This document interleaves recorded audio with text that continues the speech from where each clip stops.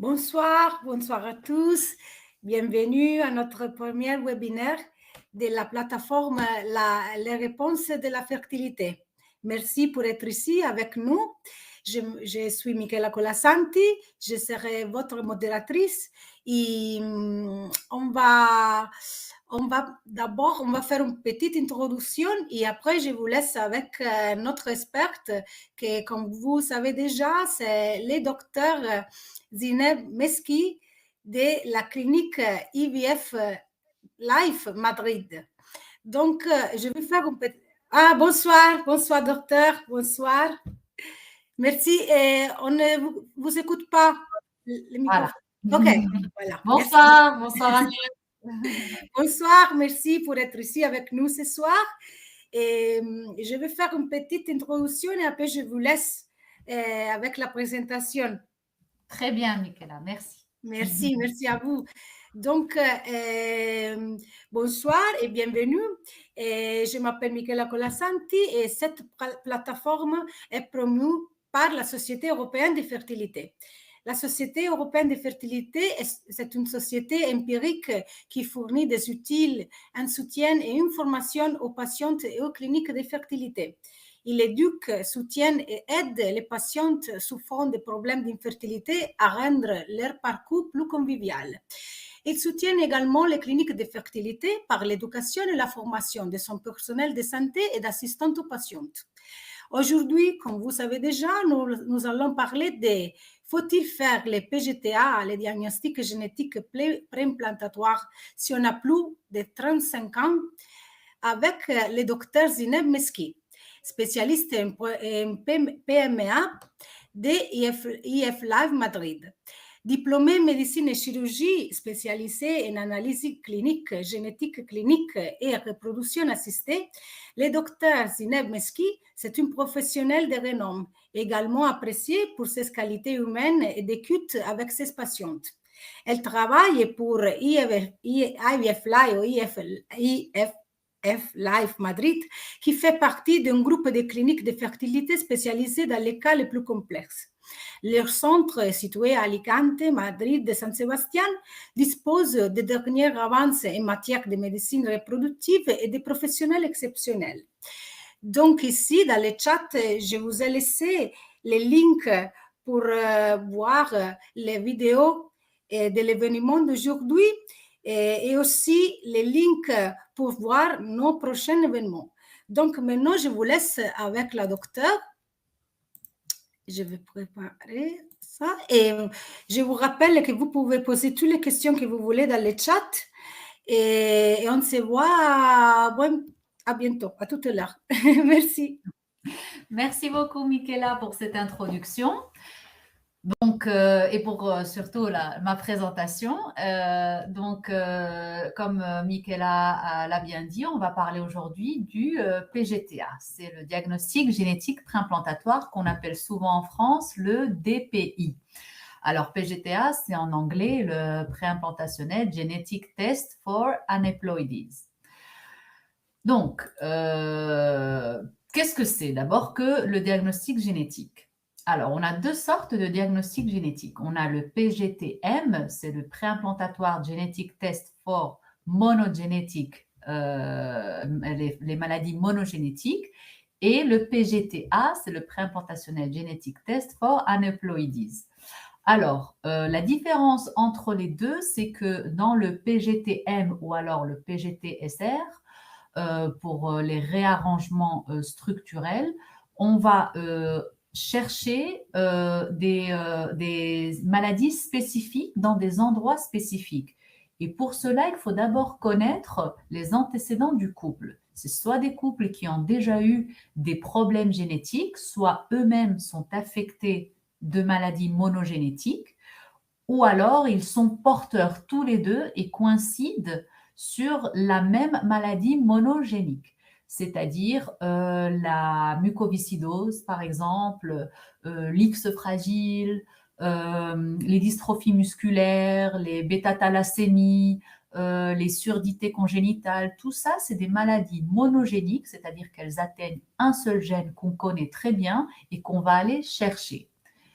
Les autres maladies pourraient aussi être des réarrangements chromosomiques structurels, c'est-à-dire qu'on va aller chercher des translocations ou alors des pertes ou gains de parties très petites de certains chromosomes. Donc pour cela, on est obligé de faire cet autre test génétique qui s'appelle le PGTM ou le PGT-SR. Aujourd'hui, on va parler surtout du PGTA qui est le test génétique le plus fréquent et le plus commun qu'on fait dans pratiquement toutes les cliniques, mais surtout dans les cliniques qui ont des technologies de pointe. Alors, c'est pour rechercher en fait détecter les problèmes du nombre de chromosomes chez l'embryon. Il s'agit de couples ayant des problèmes de reproduction en général, parce que c'est des couples qui vont venir chez nous précisément pour des problèmes d'infertilité et qui vont être soumis à des traitements de procréation médicalement assistée, de PMA. Mais sans antécédent de problèmes génétiques antérieurs. Donc la seule indication de ce test, c'est vraiment par prévention. Alors, comme je vous ai expliqué, qu'est-ce que c'est réellement que le PGTA? C'est un test génétique qui va analyser l'ADN des embryons, préimplantatoire parce que ça se fait avant le transfert des embryons dans l'utérus, et les aneuploïdies, c'est le terme scientifique pour détecter les embryons avec un nombre incorrect de chromosomes. Comme vous voyez dans la photo, il y a toujours 2 paires de chromosomes jusqu'au chromosome 22 et ensuite on a les chromosomes sexuels, soit 2X pour la femme ou soit un X et un Y pour l'homme.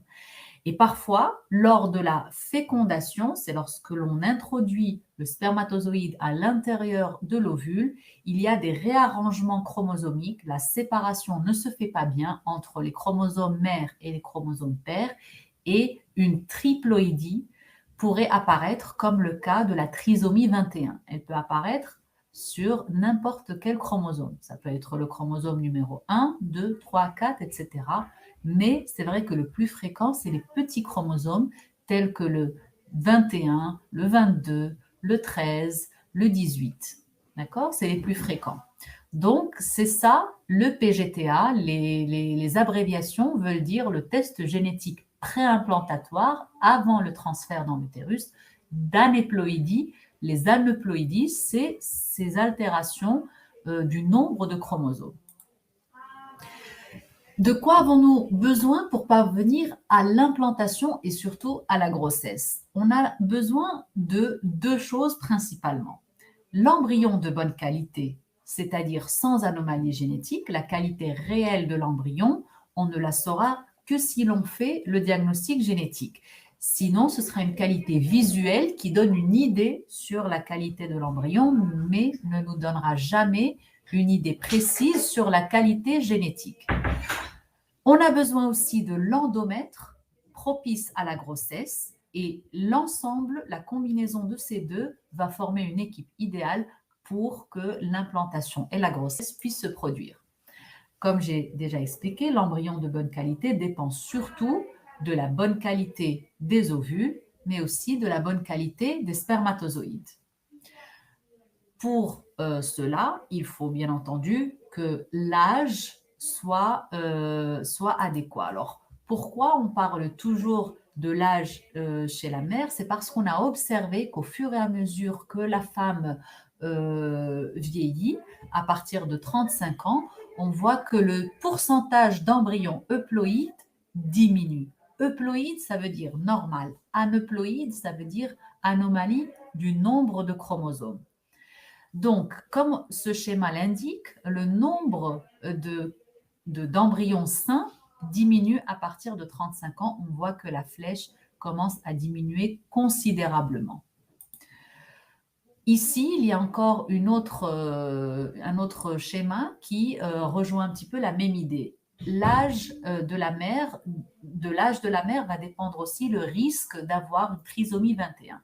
Et on voit que le risque est très faible jusqu'à l'âge de 35 ans où petit à petit, ce pourcentage augmente jusqu'à 3,5% c'est surtout le nombre de nouveau-nés avec une trisomie 21. Donc 3,5 nouveau-nés chez les femmes de plus de 35 ans, et surtout dans ce cas-là de plus de 45 ans, vont avoir un enfant avec une trisomie 21. Donc, pourquoi on indique ce diagnostic génétique préimplantatoire pour détecter les aneuploïdies? C'est surtout pour détecter et pour prévenir justement de transférer ces embryons qui vont avoir des altérations génétiques. On l'indique donc par précaution quand l'âge est avancé de la mère. On considère que 35 ans, c'est un petit peu la limite vu les statistiques que je vous ai montrées auparavant. Donc ça, c'est la première indication. Une autre indication serait les fausses couches à répétition. Si une femme fait plusieurs transferts embryonnaires et les embryons n'arrivent pas à s'implanter, on suspecte fortement une origine génétique.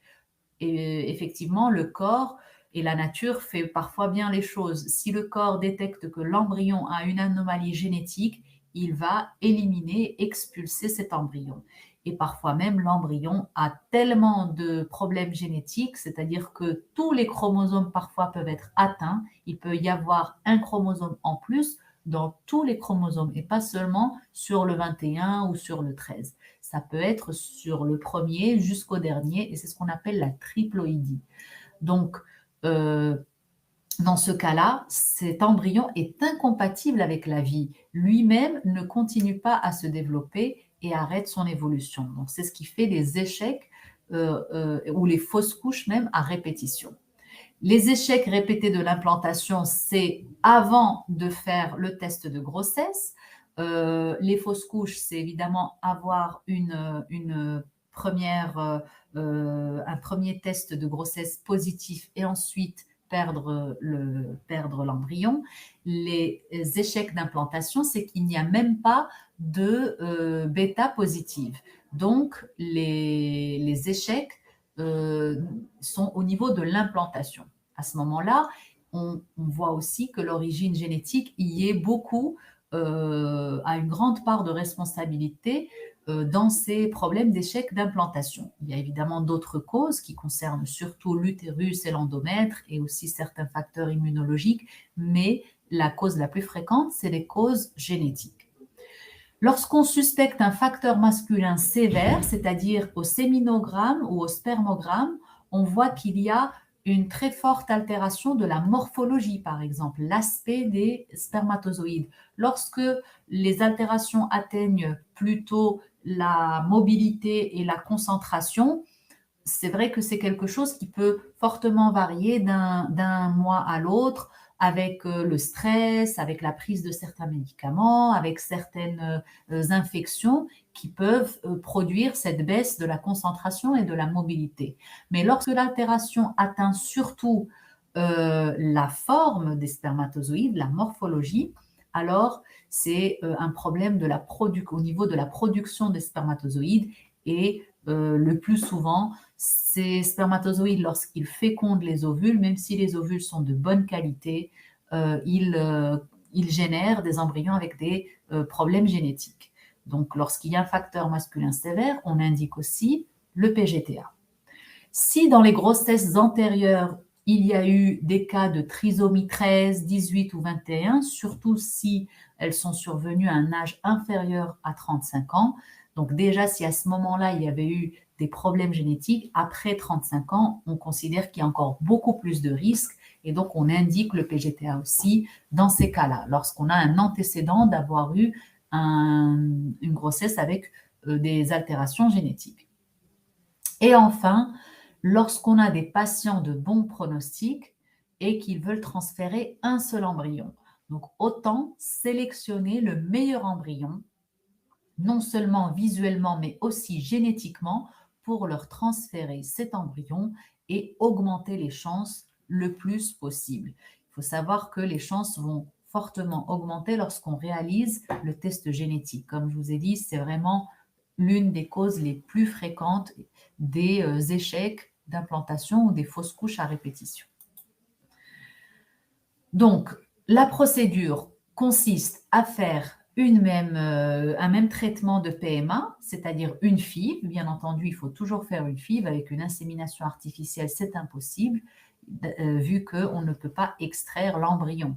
Donc, il faut d'abord faire une fécondation in vitro. Lorsqu'on fait une fécondation in vitro, plus la réserve ovarienne est élevée, bien entendu, et plus les probabilités d'avoir des embryons à J5 va être élevée. Il faut savoir que 50% des embryons vont arriver à J5. Donc, plus on a d'ovules, plus on aura de probabilité d'avoir un grand nombre d'embryons à J5.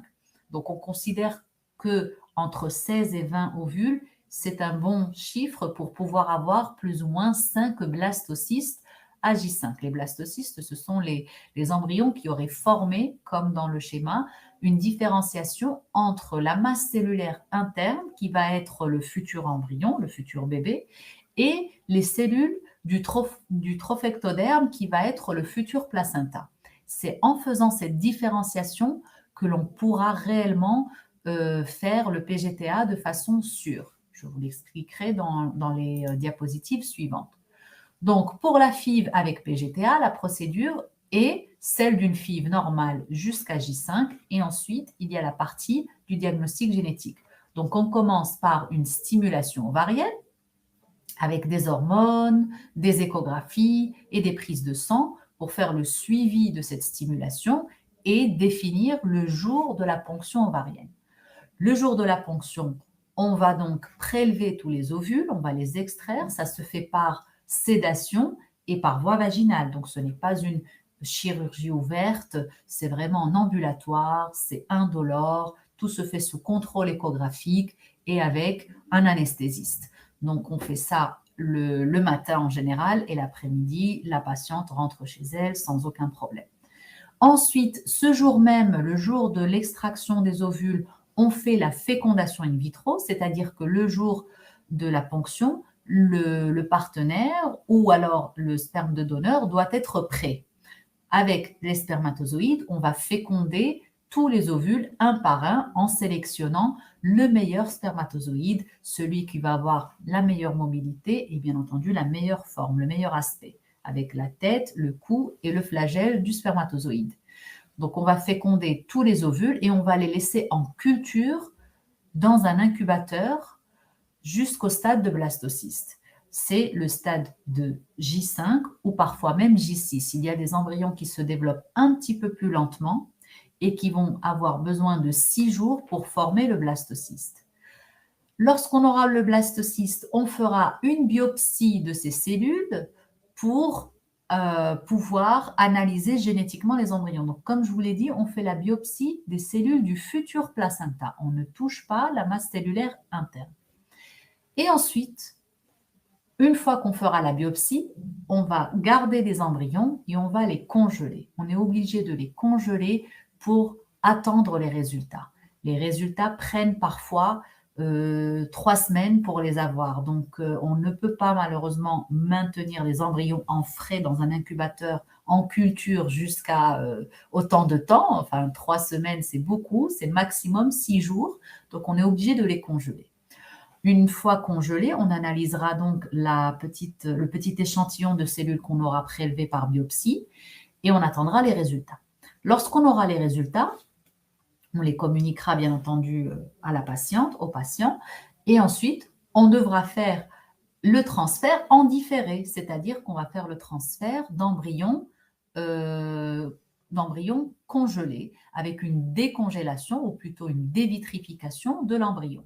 Donc pour cela, on doit faire une préparation de l'utérus, surtout de l'endomètre. On se concentre sur vraiment la partie de la muqueuse utérine où on va transférer les embryons. Et on va faire une préparation hormonale pour que les conditions soient optimales le jour du transfert des embryons. Et on ne transférera que les embryons sains, c'est-à-dire les embryons euploïdes.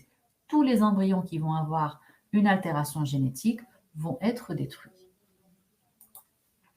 Donc, pour voir un petit peu le développement embryonnaire, le premier jour, on voit surtout la fécondation. Donc, on doit bien voir les 2 pronucléi.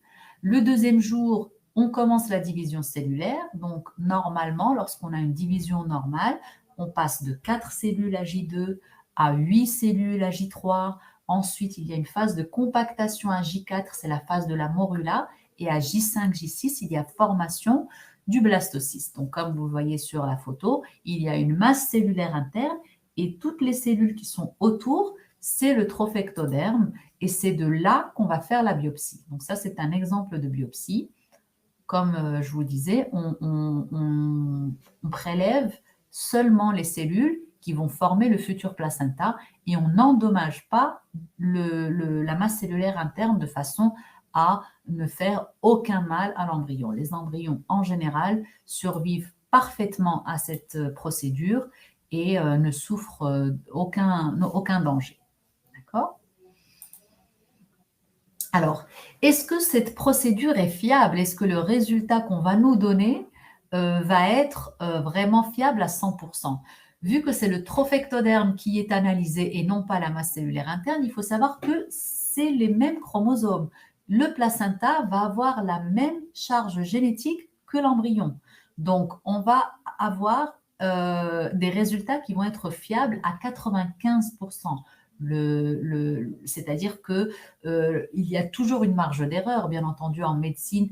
Rien n'est jamais à 100% ou alors à 0%. Les extrêmes n'existent pas, mais on a vu que les résultats sont fiables à 95%. C'est une fiabilité très élevée. C'est que si on nous dit que cet embryon est sain, dans 95% des cas, il est sain. Il y a eu de très, très rares cas où même si le PGTA nous a donné un résultat pour un embryon sain et ensuite il s'est avéré que l'enfant, durant la grossesse, d'autres tests ont été faits et il y a eu un problème génétique. Mais c'est très très rare. Il y a une fiabilité quand même très élevée. 95%, c'est très élevé. Et le matériel génétique de l'embryon n'est pas du tout endommagé. Donc les résultats sont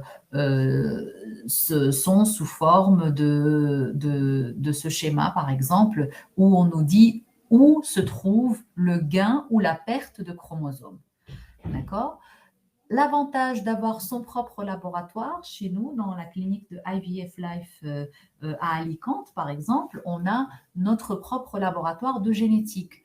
Donc, c'est l'avantage de ne pas avoir à déplacer les échantillons, d'envoyer les embryons, de se faire analyser ailleurs, etc. C'est vraiment un grand avantage d'avoir son propre laboratoire et d'avoir surtout des résultats aussi fiables.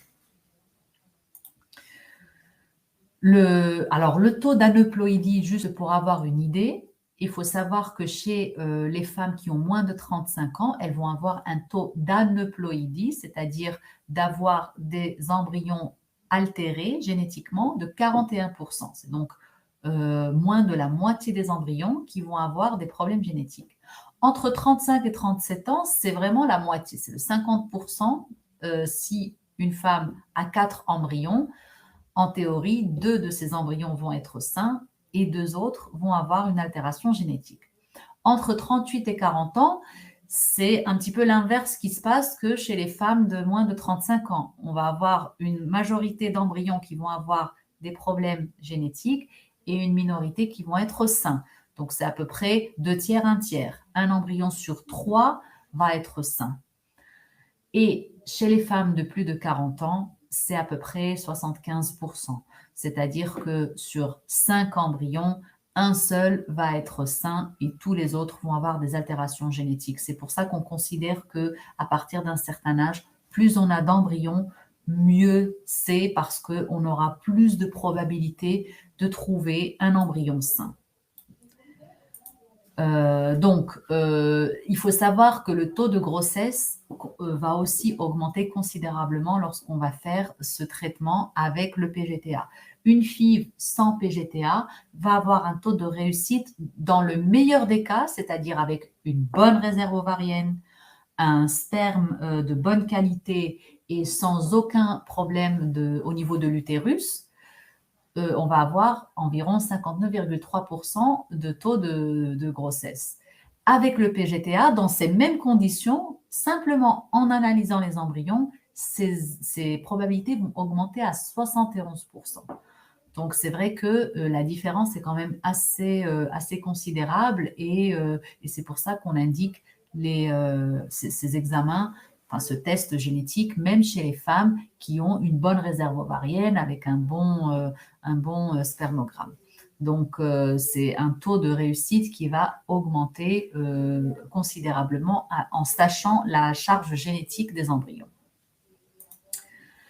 Donc, dois-je recourir au PGTA si j'ai plus de 35 ans?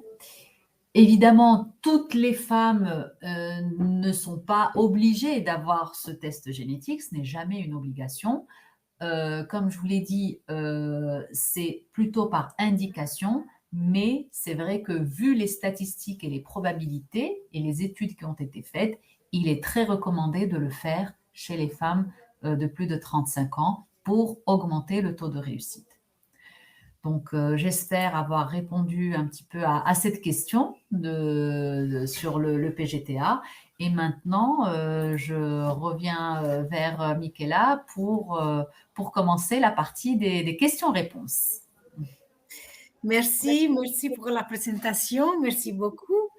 Et on va commencer avec les questions. On a des questions ici, donc on va avec la première. D'accord. Alors, le PGTA doit-il être effectué sur des embryons congelés et combien de temps faut-il pour obtenir le résultat? Donc, c'est une question de Marie. Alors, le PGTA peut effectivement être effectué sur des embryons déjà congelés. Imaginons que vous ayez fait un traitement de fécondation in vitro sans PGTA et que vous ayez obtenu 6 embryons et qu'au premier transfert, ça n'ait pas marché. Le premier transfert, évidemment, se fait en frais le plus souvent lorsqu'on fait une FIV sans hyperstimulation, sans contre-indication de transfert en frais. Si ça n'a pas marché et que vous avez les autres 5 embryons congelés, vous pouvez très bien les décongeler, faire le PGTA et les recongeler. Le seul problème, c'est qu'en faisant ces procédures de décongélation et recongélation, il faut vraiment être sûr que les embryons qui ont été congelés au préalable, dès le départ, que ce soit des embryons de bonne qualité qui pourraient survivre à toutes ces procédures de décongélation et de biopsie. Ici, chez nous, par exemple, les biologistes sont très rigoureux sur la qualité des embryons et s'ils voient que l'embryon ne va pas avoir une grande probabilité de survie après la congélation, ils ne vont directement pas le congeler. Donc, c'est pour ça que c'est important d'avoir bien établi les critères de congélation au préalable. Comme ça, le jour où on va les décongeler pour les analyser, il y aura beaucoup plus de chances et beaucoup moins de risques que ces embryons ne survivent pas. Pour les résultats, comme je vous ai dit, c'est à peu près 3 semaines, environ une quinzaine de jours, mais c'est des jours de travail, donc c'est pour ça qu'on compte 3 semaines. Très bien. Merci. On va avec la prochaine. C'est ça. Alors, c'est toujours Marie qui nous pose la question. Si un embryon de catégorie A mais transféré et le DPI a été effectué, y a-t-il encore un risque de fausse couche? Alors, ça, c'est une très bonne question parce que, comme je vous l'ai dit, pour avoir une grossesse, c'est une équipe. C'est vraiment toute une série de conditions et de circonstances qui font être réunies pour que la grossesse se produise. L'une d'entre elles, c'est la génétique et la qualité de l'embryon, mais les autres, c'est aussi l'environnement, c'est-à-dire l'utérus et l'endomètre. Si l'endomètre n'est pas réceptif, s'il y a un polype, s'il y a un fibrome, s'il y a de l'endométriose, s'il y a des problèmes immunologiques, tout ça peut bien entendu provoquer une fausse couche, même si le DPI a été fait, l'embryon est de bonne qualité, de catégorie A. Donc c'est vrai qu'il faut voir un petit peu l'ensemble. Parfait. Merci. Et la prochaine? Alors, cette fois-ci, c'est Céline qui nous pose cette question. Est-ce que c'est pareil que le DPI? Si oui, y a-t-il un risque que l'embryon ne survive pas? Alors, peut-être qu'il y a une partie de la question qui manque. Le DPI, effectivement, je pense que la question c'est est-ce que le PGTA c'est pareil que le DPI? Oui. Merci. Alors oui, tout à fait. Le DPI, c'est le diagnostic préimplantatoire. Maintenant, on n'utilise plus tellement ce terme parce qu'il reste un peu trop vague. Le PGTA commence à être utilisé, même si c'est en anglais, mais c'est simplement pour dire que c'est un diagnostic génétique préimplantatoire pour les aneuploïdies.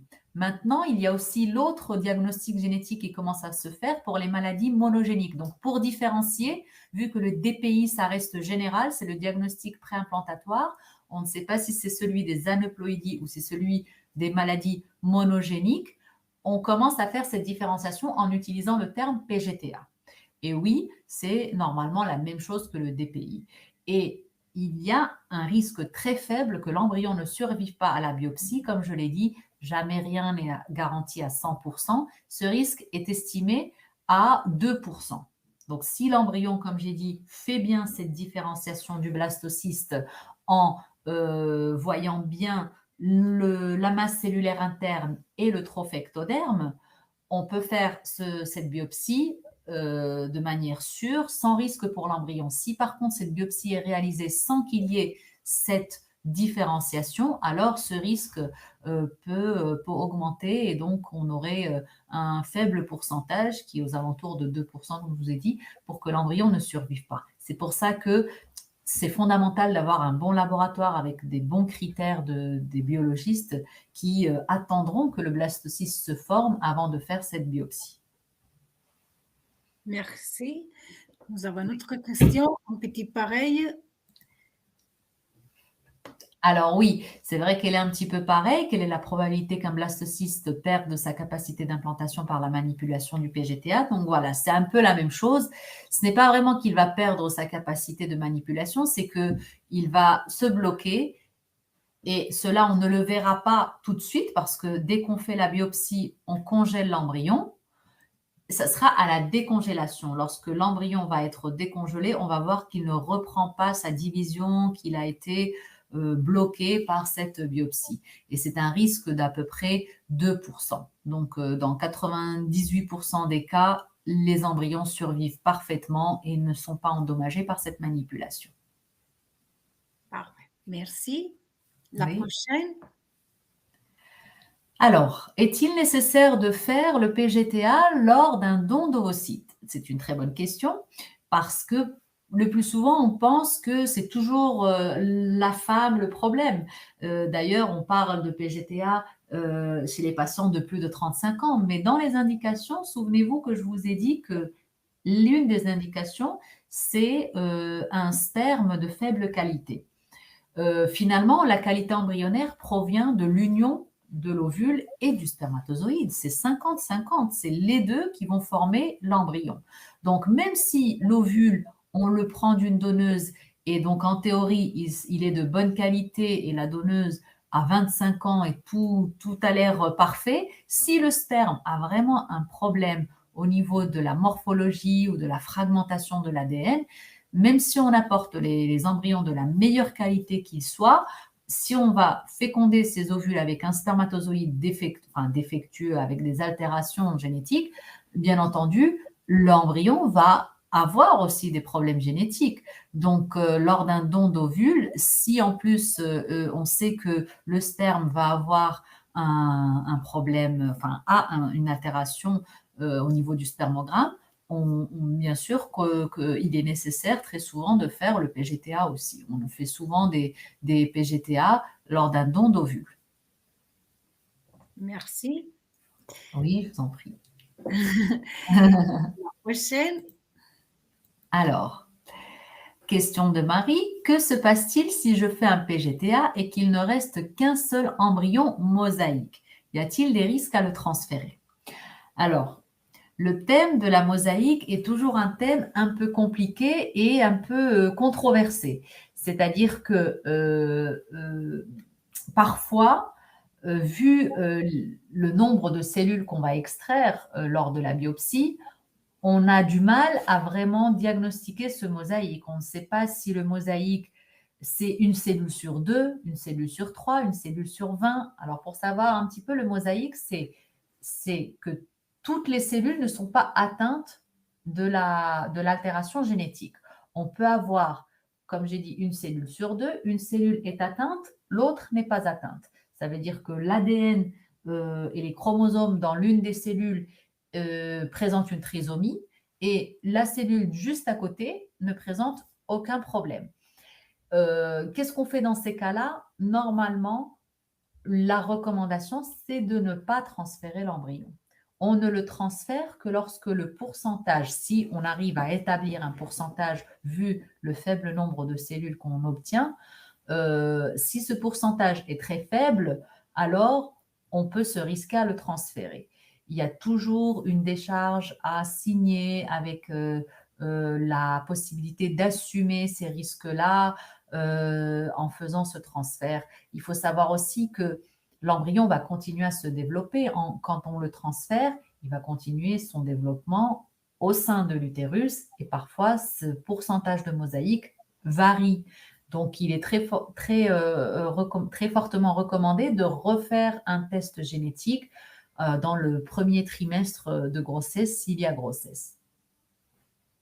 Parfait, merci. On a la dernière question, donc je vous invite à poser plus de questions. Et pour le moment, on a ça. D'accord. Est-ce possible de faire un PGTA sur des ovocytes vitrifiés après dévitrification et fécondation?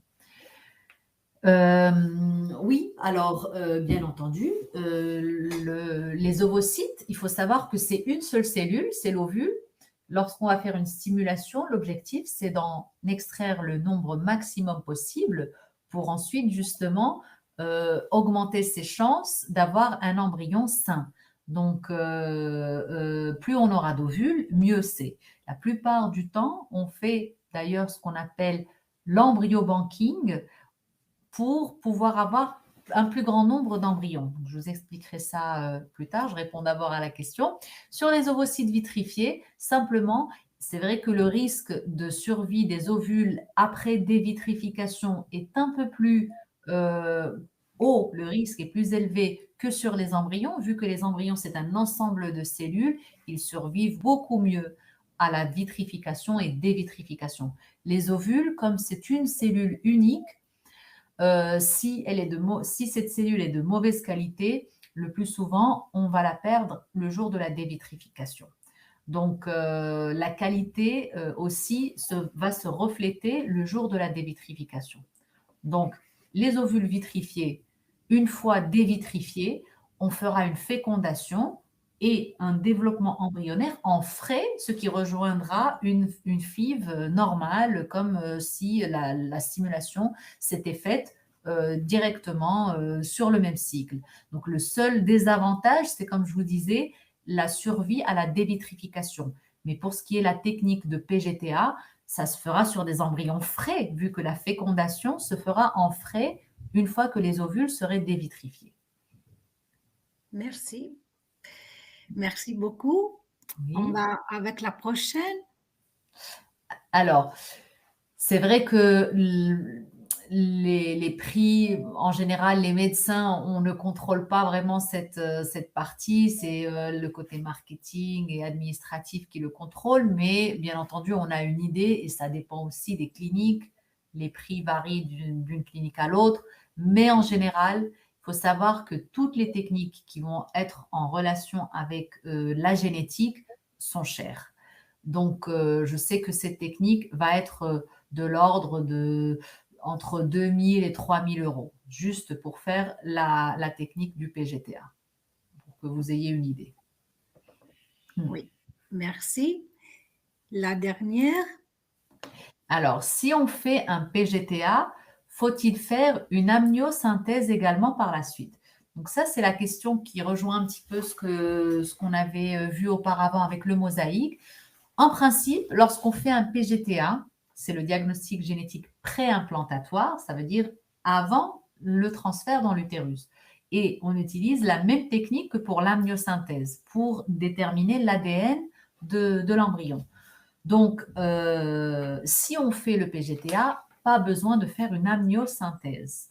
Par contre, il y a toujours le test prénatal qui se fait au premier trimestre. Ce test est obligatoire chez toutes les femmes enceintes, quel que soit leur âge, quelle que soit la technique, quelle que soit la méthode de la grossesse. Il y a toujours un test prénatal. C'est par échographie, en voyant la clarté nucale ou le pli nucal, en faisant une prise de sang pour avoir des paramètres, surtout de certaines protéines, la PAPA, ce qu'on appelle la protéine PAPA, ou aussi la protéine, la bêta-HCG. Donc, en faisant ces examens, on calcule un petit peu le risque d'avoir des altérations génétiques, surtout les trisomies, comme je vous en ai parlé, trisomie 21, 18, 13 et les chromosomes sexuels. Si le risque est élevé, en calculant tous ces paramètres, alors une amniosynthèse est indiquée. Mais normalement, le PGTA nous donne déjà cette réponse sur le risque. Donc, si on transfère l'embryon et on sait que cet embryon est chromosomiquement sain, le risque devrait être faible et pas besoin de faire une amniosynthèse. Mais de toute façon, ces examens sont réalisés chez toutes les femmes enceintes, comme je l'ai dit. J'ai simplement, je vais revenir sur l'embryo banking dont je parlais avant lorsqu'on a abordé le sujet des ovocytes vitrifiés. Il y a des techniques lorsqu'on a une faible réserve ovarienne ou alors lorsqu'on obtient peu d'embryons après une FIV pour augmenter justement le nombre d'embryons et augmenter les chances de tomber sur un embryon sain. Ça s'appelle l'embryo banking. Avant, on accumulait les ovules. Comme je disais, on doit avoir à peu près une quinzaine d'ovules minimum pour pouvoir compter sur à peu près 5 blastocystes à J5. Si, évidemment, on a une réserve ovarienne limitée et on voit qu'on ne va pas pouvoir avoir 15 ovules dès le premier traitement, on fait l'accumulation d'ovules. Mais on s'est aperçu que justement, il y a un risque de perdre les ovules à la dévitrification. Comme je disais, quand c'est une seule cellule qui est vitrifiée, la dévitrification parfois peut faire en sorte qu'on en perde. En général, il faut compter sur 70 à 80% du total des ovules qui vont survivre. Donc, il y a quand même une vingtaine % qui ne va pas survivre. Donc, lorsqu'on s'est aperçu de cela, on s'est dit pourquoi ne pas vitrifier des embryons. Donc, au lieu de vitrifier les ovules, on s'est dit on va d'abord stimuler et féconder tous les ovules.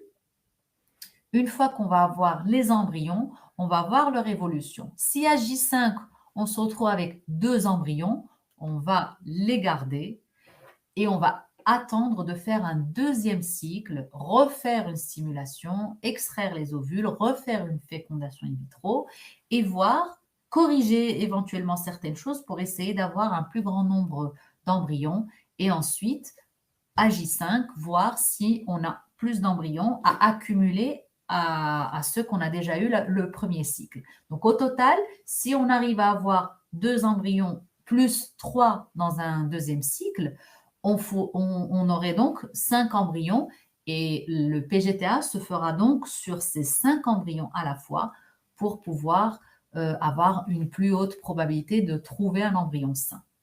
Donc c'est ce qu'on appelle l'embryo banking. Ouais, merci pour avoir expliqué l'embryo banking parce que c'est pas facile de... Oui. Merci beaucoup.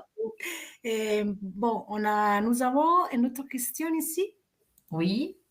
Alors, quel est le pourcentage de réussite d'un transfert avec un embryo glu en comparaison d'un transfert d'embryon sans embryo glu après DPI? Alors, l'embryo glu, c'est un milieu de culture qu'on utilise qui va apporter certains nutriments qui est un petit peu plus visqueux, va avoir peut-être un petit peu plus d'acide hyaluronique, qui va être un petit peu plus visqueux et en théorie va faciliter l'adhérence de l'embryon, pardon, à l'endomètre. Cette technique, ça a été un petit peu à la mode il y a quelques années, mais c'est vrai que récemment, on a découvert que les études qui ont été faites n'ont montré aucun changement, aucune différence significative entre mettre l'embryo glu et avec et sans embryo glu, pardon. Donc, le terme est assez attrayant. On a l'impression que glu, ça veut dire colle, ça veut dire que l'embryon va vraiment se coller, va avoir plus de chances d'implanter avec cette colle, mais ce n'est pas vraiment le cas. Et maintenant, depuis quelques années aussi, tous les milieux de culture où l'embryon va être cultivé pendant les 5 jours de son évolution vont être riches en ces mêmes nutriments que contient l'embryo glu. Donc, il y a certaines cliniques comme la nôtre qui n'utilisent plus cette technique parce qu'il n'y a pas une grande amélioration des résultats. Merci, merci beaucoup. Et pour le moment, nous n'avons pas d'autres questions. Et je ne sais pas, je vois que quelqu'un est en train d'écrire, donc on attend quelques minutes. D'accord. Donc, simplement vous dire aussi que le DPI, évidemment, comme on l'a présenté dans cette petite, ce webinaire, dans cette présentation qu'on vous a fait, c'est vrai qu'il augmente considérablement les chances. Mais c'est parce qu'on a constaté qu'à partir d'un certain âge, c'est surtout la qualité qui prime. Et la qualité, c'est la génétique. C'est avoir un embryon sain. Maintenant, même avec le DPI ou le PGTA, si les conditions ne sont pas bonnes, il faut aussi voir la santé de la patiente pour la future grossesse. Il faut aussi voir d'autres conditions comme l'endomètre, la réceptivité de l'endomètre. Il faut aussi voir les causes immunologiques. On pense souvent qu'on pourrait avoir un rejet de l'embryon lorsque on utilise un don d'ovule. Ce n'est pas vraiment le cas, hein. C'est une idée reçue, mais c'est vrai que certaines femmes vont avoir des facteurs inflammatoires constamment et cela fait que l'embryon peut avoir des difficultés à s'y implanter. Donc, même avec le DPI ou le PGTA, il peut quand même y avoir des échecs d'implantation. Donc, il faut bien savoir qu'il faut un tout. Et c'est pour ça que dans les cliniques, normalement, de notre clinique en tout cas, où on essaie vraiment de faire du cas par cas, c'est-à-dire de bien revoir l'histoire de la patiente, de voir tous les examens, de vraiment mettre l'accent sur la personnalisation et de chaque traitement. Tous les traitements ne valent pas pour toutes les femmes. Chaque femme va avoir un corps différent, une réceptivité différente, une réaction différente à certains médicaments. Donc, il faut vraiment voir ça dans l'ensemble. C'est pour ça qu'on insiste surtout sur le fait de venir en consultation, de vraiment apporter toutes les informations pour pouvoir traiter chaque femme cas par cas et personnaliser leur traitement pour voir s'il y a indication de DPI ou indication d'autres examens complémentaires. Merci, merci docteur pour cette précision. Et on a des autres questions? Oui. Donc, ok. Alors, pouvez-vous expliquer la différence entre la FIV ICSI et la FIV PICSI dans le cadre d'une FIV avec DPI? Alors, la différence est très simple. Le PICSI, c'est l'une des techniques avancées de sélection spermatique. Lorsque le sperme est de qualité moyenne ou voire faible, parfois on indique certaines techniques pour essayer d'améliorer cette qualité ou surtout de sélectionner encore mieux les meilleurs spermatozoïdes. Normalement, la sélection se fait de manière visuelle. en se basant sur l'expérience des biologistes qui vont choisir les spermatozoïdes un par un selon leur meilleure mobilité, leur meilleur aspect aussi. Parfois, on utilise des techniques comme le PIXI ou le fertile tip, qui est une autre technique, qui sont comme des filtres qu'on va appliquer sur le sperme avant la sélection des biologistes. Donc, on va d'abord filtrer et sur le concentré de spermatozoïdes qui serait déjà filtré, donc qui aurait une meilleure qualité, en plus, les biologistes vont choisir les spermatozoïdes un par un. Le PIXI consiste à former des petites gouttes qui vont contenir de l'acide hyaluronique et des récepteurs que contiennent les ovules, normalement, de façon naturelle, et de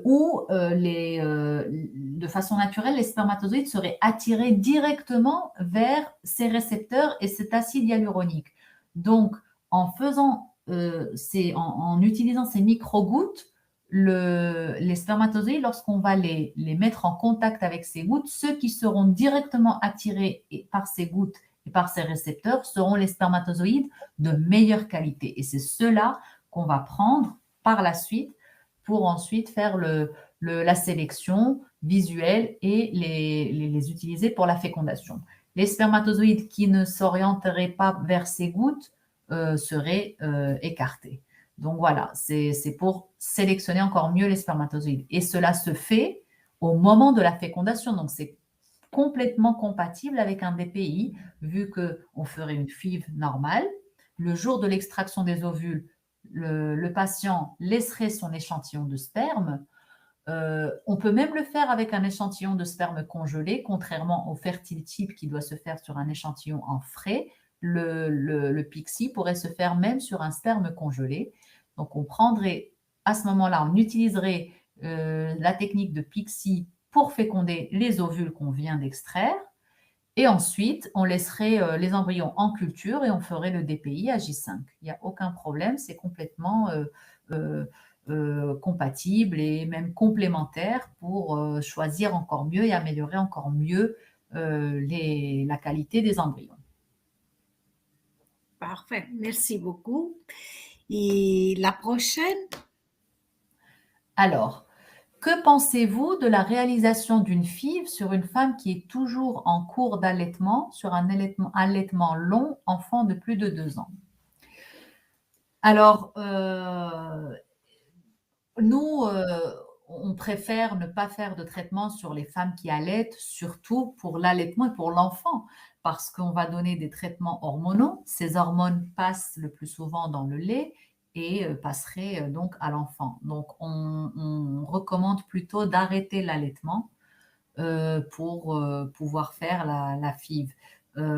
Sinon, voilà, il y a vraiment un risque pour que ces médicaments passent dans le lait et atteignent l'enfant. Donc, c'est à peu près 2 semaines de stimulation.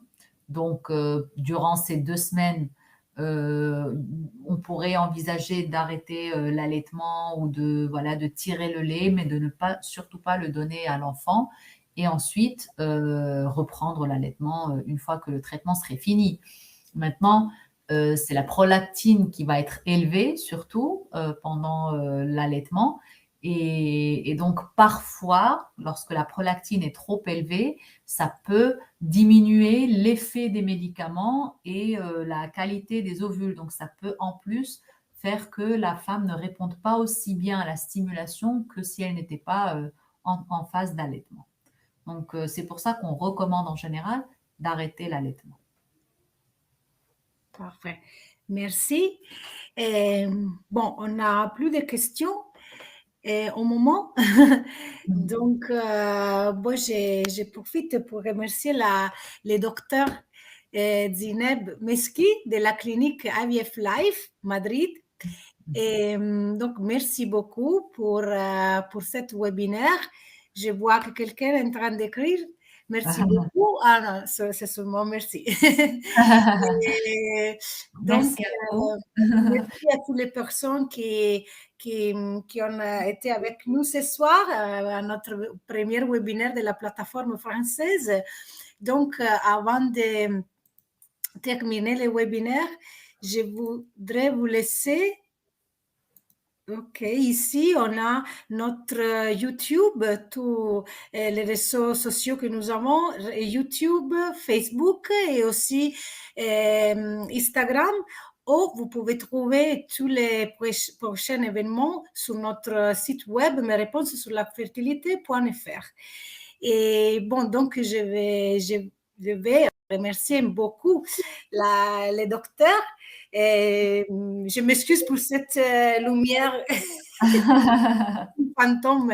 Merci beaucoup. Et Merci à vous, c'était un plaisir de participer de